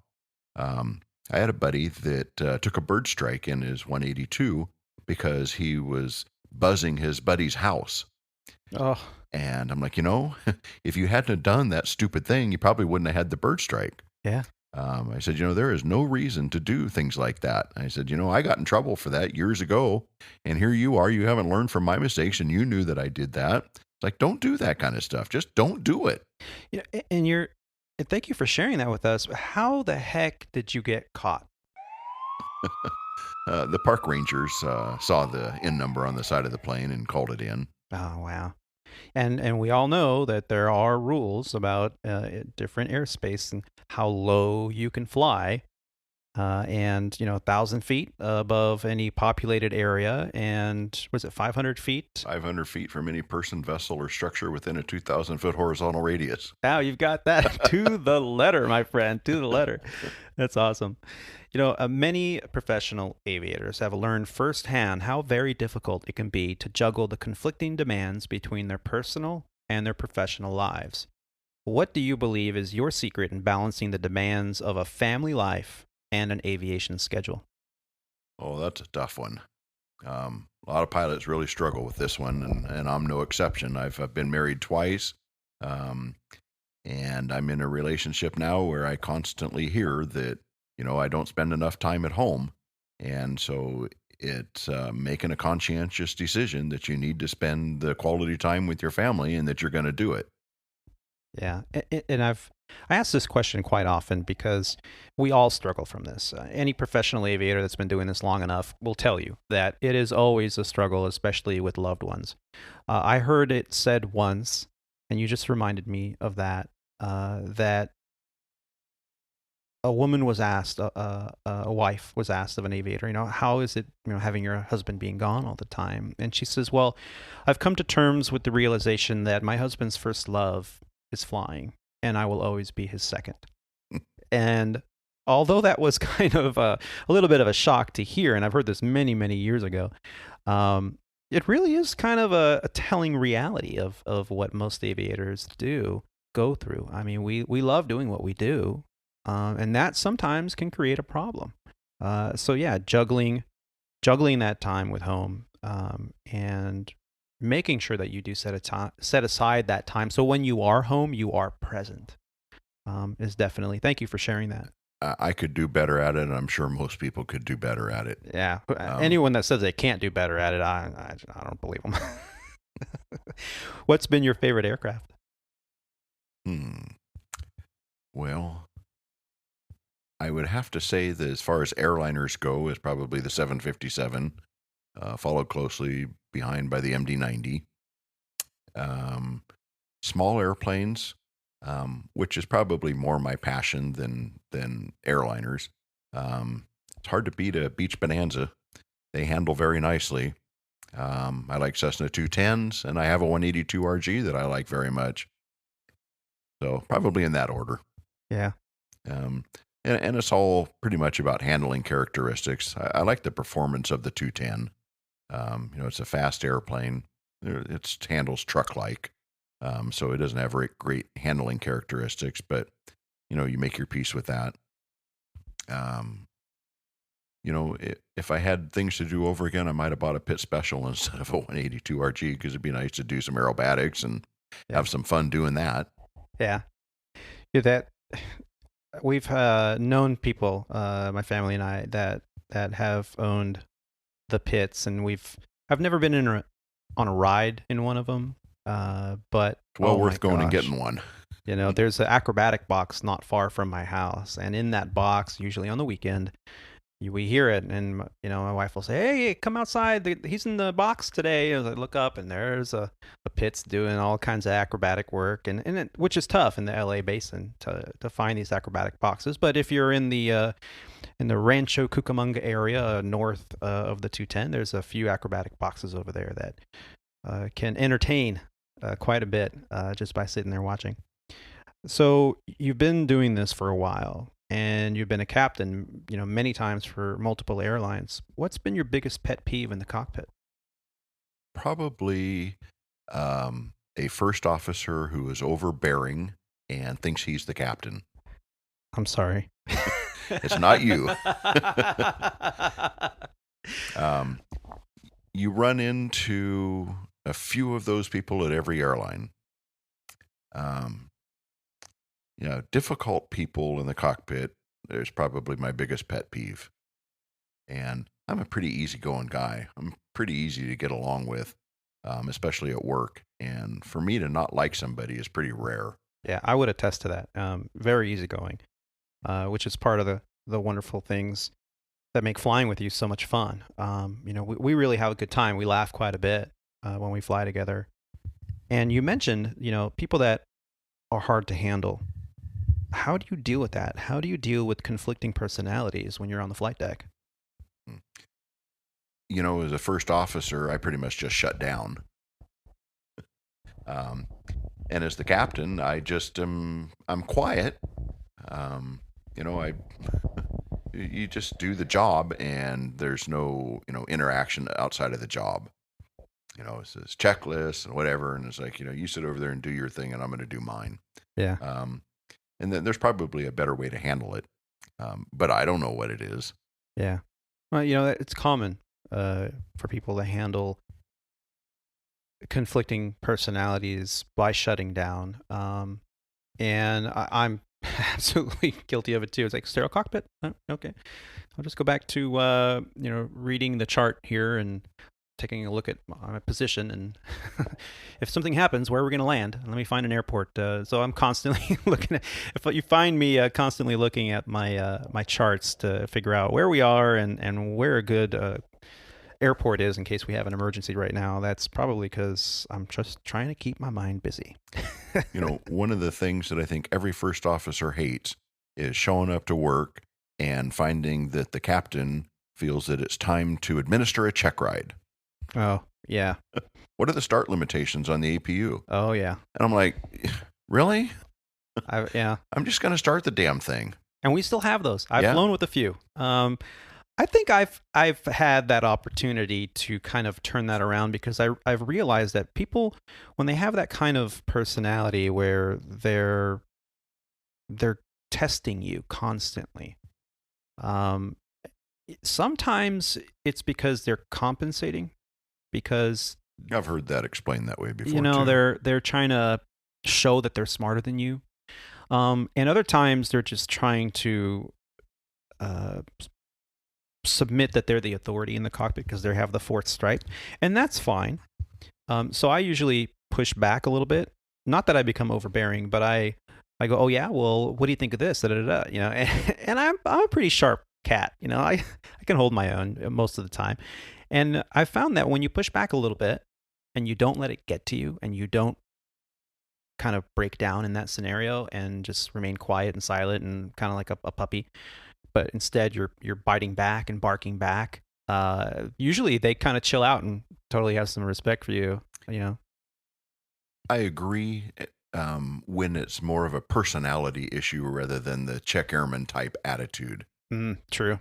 There are people that are overbearing personalities. There's one pilot in particular where we work that everybody knows who he is, that I can deal with him just fine because I do exactly what you said. I push back and I banter with him and tell him he's a jerk, and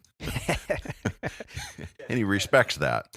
But he's not the guy that's asking, for the starting limitations on the APU, or what's the max temperature, what's the max crosswind. It's like some things, of course, we all know because you have to know them, but it's like, really? It's like, I'm not here to take a check ride. Right. Yeah, you don't need to test me. You've been doing this a long time. Multiple types on aircraft, multiple positions of PIC. What has been the scariest moment in your aviation career while flying? Had a couple engine failures in single engine airplanes. Oh. So those are certainly interesting. I had I would have to say that all of them were self-induced in one way or another.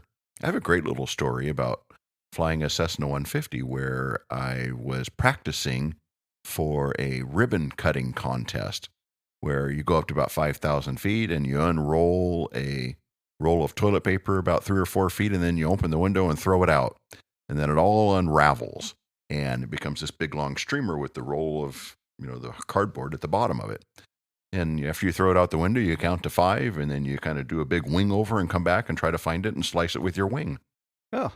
You heard of those? I have heard of those, but I've never seen it done. So I wanted to participate in a contest where that was going to be one of the activities, was ribbon cutting. There was also flower bombing and balloon busting and spot landing at this contest. The ribbon cutting was pretty fun. And so I'm going to go out and practice this. And I cut the ribbon the first time, but I was pretty close to the fuselage when I hit the ribbon the first time. And some of it got caught up in the prop wash of the airplane as I went by it. And when I turned around to cut it a second time, instead of it being a big long streamer, it was now all wadded up and it was moving around and it looked pretty cool. And I saw that and I thought, like, I'm going to center punch that thing. I'm going to fly right through that. Oh, no. It was a really bad idea because as soon as I went through it, the engine started running really rough. And it's like, holy smokes, I must have gotten some cover in the carburetor, the air filter for the carburetor. So I'm like, well, I'm smart. I'm going to turn on carburetor heat and that'll fix it because that's an alternate air source. So I pulled on carburetor heat and it got worse. And I'm like, oh, this is not going like I expected. So then I thought, okay, maybe I'll try leaning the mixture a little bit. Nothing made any difference. And so then I thought, like, where am I?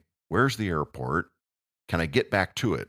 I opened the throttle wide open and I could get about 1,700 RPM out of the engine. And it was shaking pretty good. And I was trying leaning it. And it's like, man, the airport is probably at least 6 miles away. What is around here? And I remembered that right where I was at, and I was pretty sure it was right behind me, there was a housing development that was never built, but all the roads were put in. And it's like, I could go land on one of those roads. And so I turned around and sure enough, it was right behind me. So I'm like, oh man, I'm saved.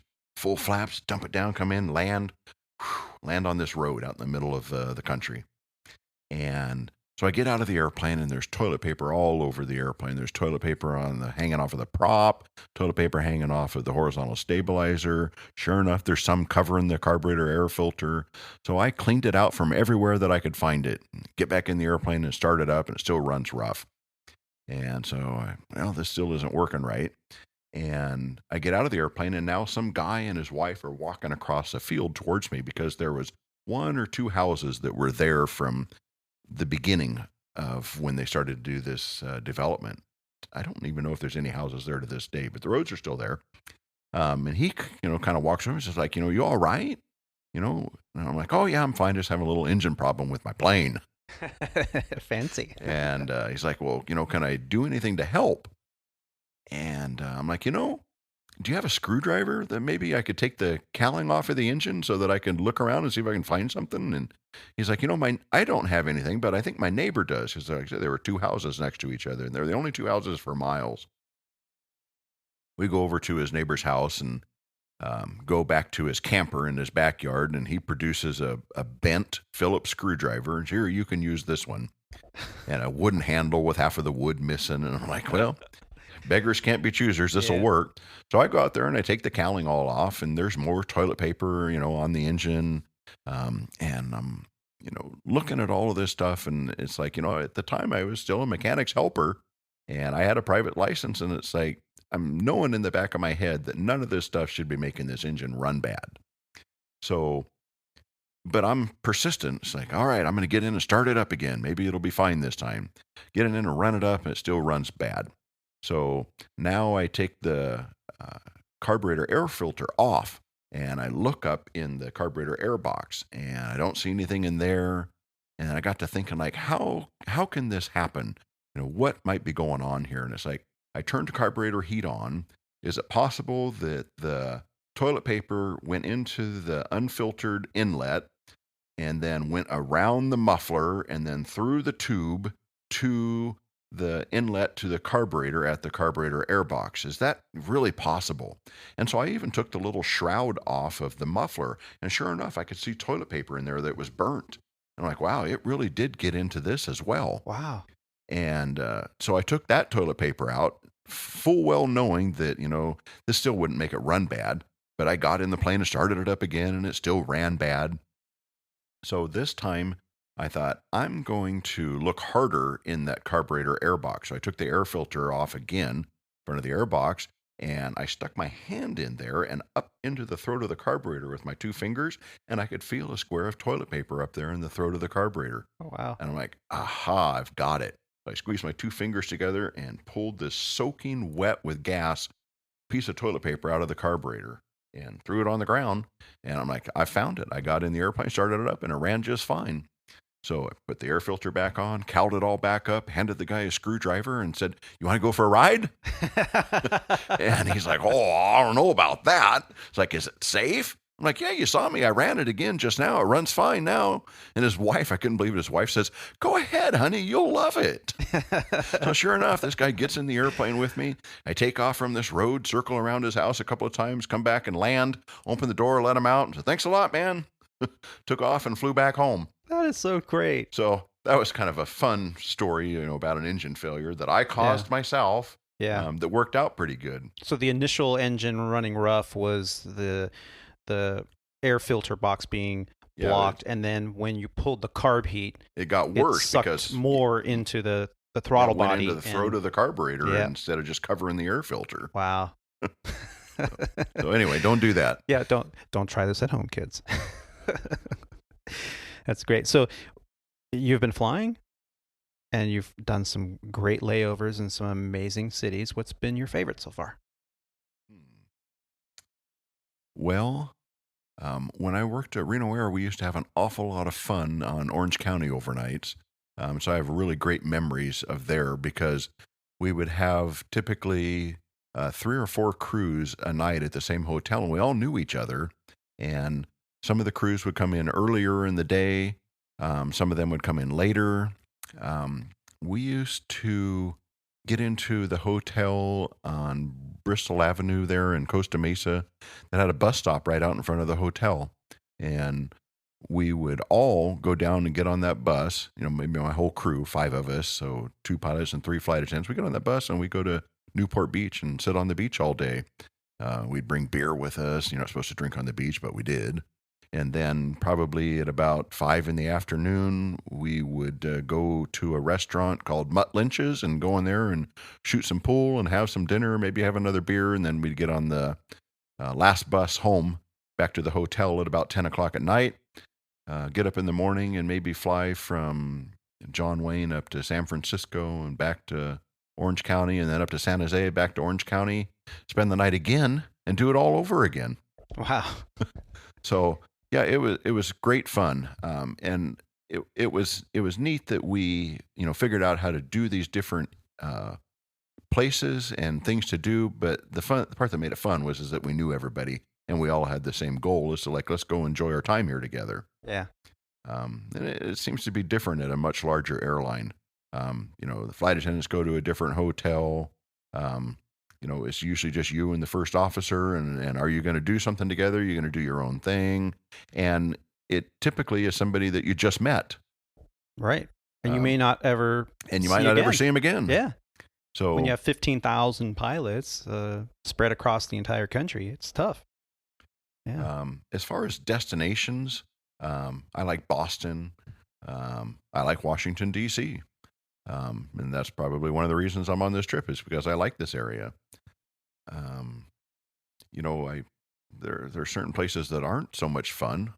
I got stuck for 36 hours in Odessa, Texas over Christmas. That wasn't a very enjoyable, but we made the best out of it. Yeah. The first officer and I went across the parking lot to a restaurant that was open, thank God, on Christmas Eve. And then we went again on Christmas Day. Oh, wow. Was it Chinese? No, it wasn't Chinese food. It's a steakhouse like Saltgrass or something like that. Oh, that's cool. So if you can go back in time just for a moment and whisper in the ear of your younger self, what would you tell yourself? Yeah, don't buzz that lake. That's a given. And so there's so many young aviators that, up until recently have been just getting ready at full steam ahead for this aviation career, flight training at full steam ahead. And all of a sudden it all kind of stopped. Things will get better. We will get back to it. It may take a lot longer than originally we thought this would take to kind of get over this pandemic and this, economic, I hate to say destruction, but it really is a destruction to our economy, not just here in the U.S., but around the world. And that's the difference here. Is it's not something that just affects us. This is not just a political issue. This is, a world health issue. But it will pass. It will get better. We will adopt new ways of dealing with this virus, and we'll try to get back to normal as soon as possible. With that said, what advice would you give a young aviator that's maybe considering getting into this profession? The sooner you can do it, the better. If it's something that you want to do, you need to start now or yesterday. Because we talked about this earlier, seniority is everything. And if I were to, like you had asked a few minutes ago, what would you have done differently? I would have tried harder to get on at a commuter airline younger in my life. I didn't show up to the commuters until I was 26. And, in hindsight, I could have easily done it, at 22. And we had first officers at West Air that were on the BAE 146. They were that senior. They had started that soon, and they were stuck in a first officer position because they weren't old enough to hold an ATP. Oh, wow. And it's like, that's saying something. Yeah. That's somebody who had vision and goals and was making it happen. And I wished I had tried harder. I could have skipped a few things. I shouldn't have gone to work at the Cessna dealer. I should have, left Barry Construction as soon as I had, 1,000 hours of PIC in a turboprop airplane and gone to work at a commuter airline. I could have done that sooner. They say I wound up at the commuter airline only because the place I was working for was going out of business, and I could see the writing on the wall. I needed a job, and my eyes were opened after I was there. It's like, these guys are not cowboys. They're well trained, They know what they're doing, and I didn't have that opinion until I actually showed up there. I kind of thought, it's just a bunch of idiots out here flying these things around. So my eyes were opened, and I gained a lot of respect for the people that I was working with because they really were doing it right.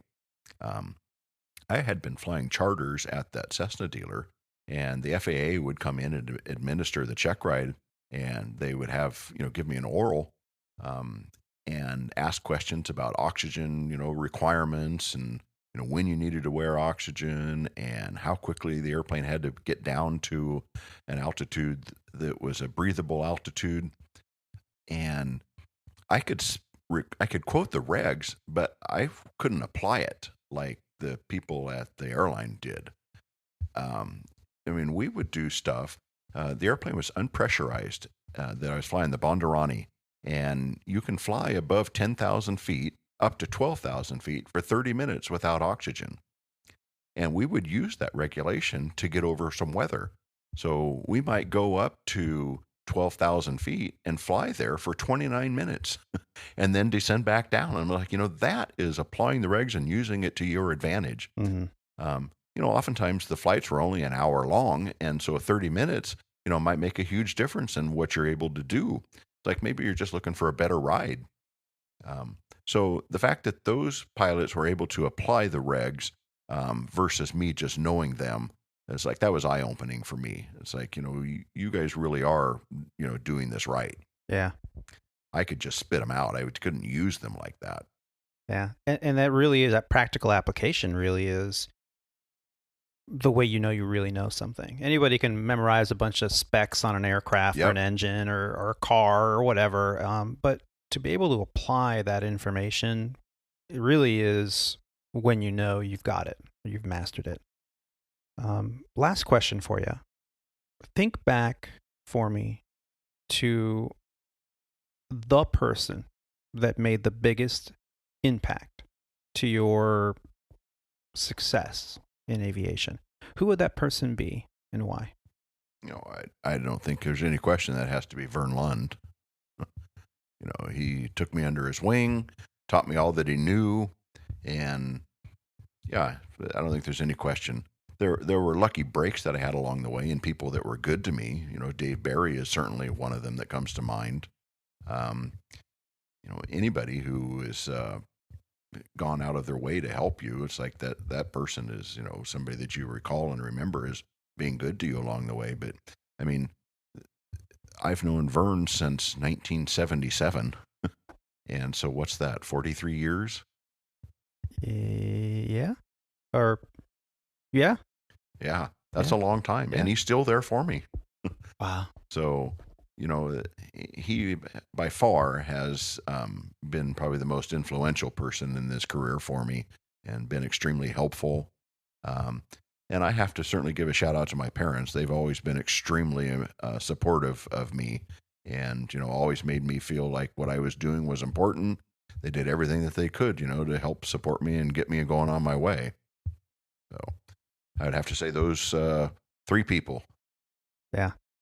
Well, I just want to say thank you again so much for sitting down with me, telling us your story, your journey in aviation. It's been an amazing treat to fly with you now, 4 or 5 times in the past few years, and getting to hear all of this while flying along has inspired me to always keep my hand in multiple pots and keep, my career progression moving forward by branching out and not getting complacent, because I don't think that word even exists in your life. It's complacency. It's funny you say that because that's always part of my crew briefing. It's like, what are your threats?